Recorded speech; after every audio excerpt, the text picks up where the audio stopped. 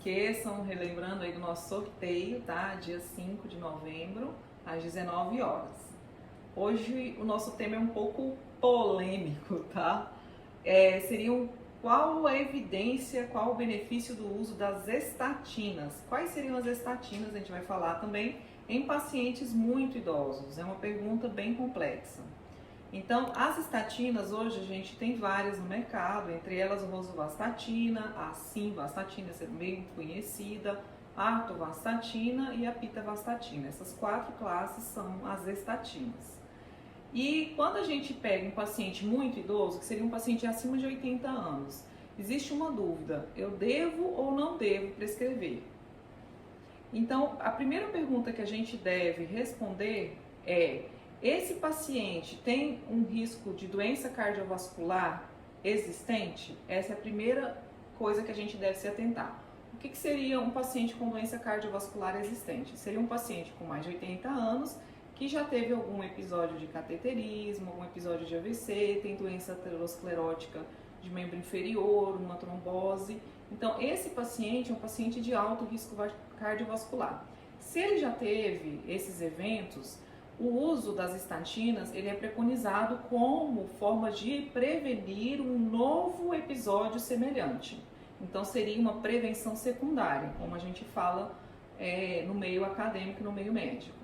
Mas se é um paciente muito idoso, que ele não tem até então nenhum evento cardiovascular, que seria uma prevenção primária, os estudos já ficam um pouco divergentes, principalmente aqueles pacientes acima de 70 anos, né? Por causa do tempo do uso que a estatina tem que ter para iniciar o seu poder de prevenção.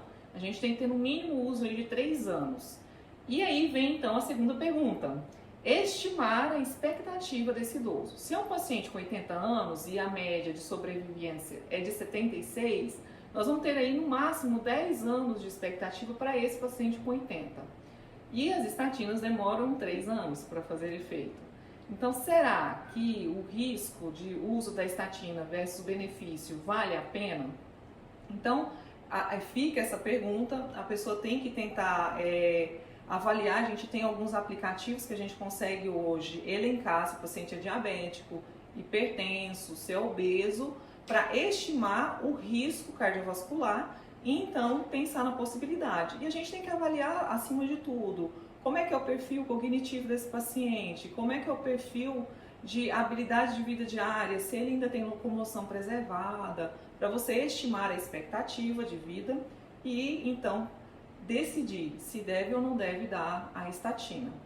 A terceira pergunta e a última é quais são os valores que aquele paciente tem na escolha dessa medicação. A gente sempre deve levar isso em consideração. Para alguns pacientes que têm mais de 80 anos, o importante é ter uma prevenção secundária, né, ou primária. E para outros, o importante é ter um remédio a menos, um menor custo, uma menor polifarmácia.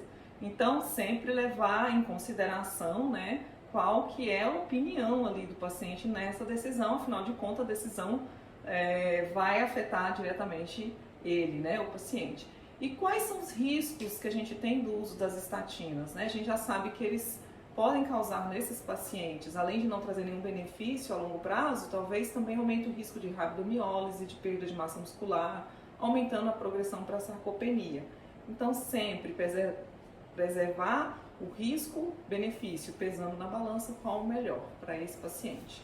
Fica essa dica, é um tema bem polêmico, existem vários trials, a Sociedade Brasileira de Cardiologia, Americana de Cardiologia, sempre tem esse debate com a geriatria, mas como o geriatra olha sempre a longo prazo, o debate vai longe, né?